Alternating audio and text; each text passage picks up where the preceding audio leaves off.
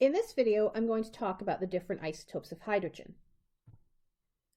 Hydrogen has three isotopes. They all contain one proton in the nucleus and one electron, but protium doesn't contain anything else. It's just one proton and one electron.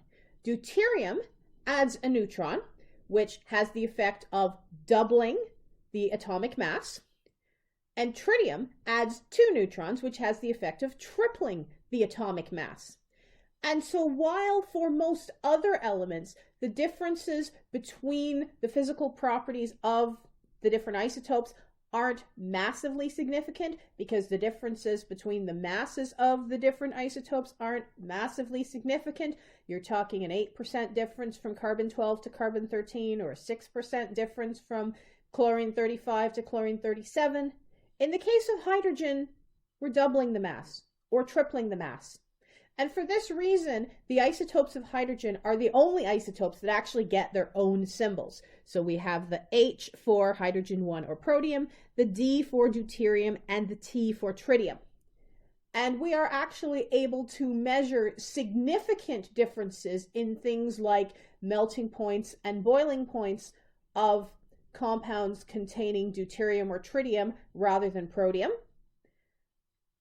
And it's for this reason that we actually refer to water containing deuterium rather than protium as heavy water. And it has specific applications relating to the fact that it has a molar mass of 20 grams per mole rather than 18 grams per mole, which is a significant enough difference to impact its physical properties.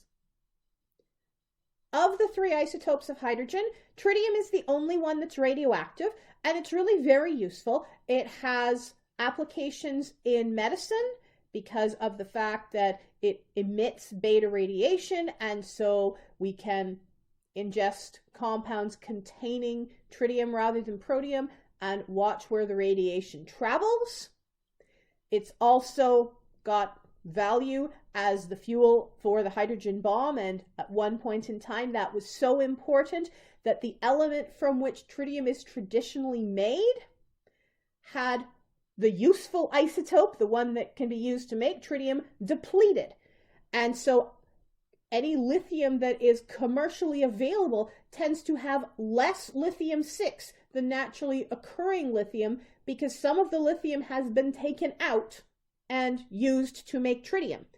And that reaction is simply a case of taking the lithium-6 and striking it with a neutron, and that generates the tritium as well as helium-4.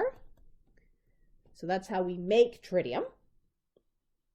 We continue to be interested in making tritium because tritium is also the source of helium-3. And in terms of cryogenic studies, helium-3 is an incredibly useful isotope. We learned in the last topic about intermolecular forces and the fact that boiling points were related to strengths of intermolecular forces, and we saw that helium was a substance that tended to have very weak intermolecular forces and therefore a very low boiling point, meaning that if you compressed it into the liquid phase, you were at extremely low temperature. Well, helium-3 is even lighter than helium-4, and so helium-3 allows us to attain the lowest temperatures that we can on Earth by liquefying helium-3. And so how do we get helium-3? Well, we take the tritium and wait for it to decay.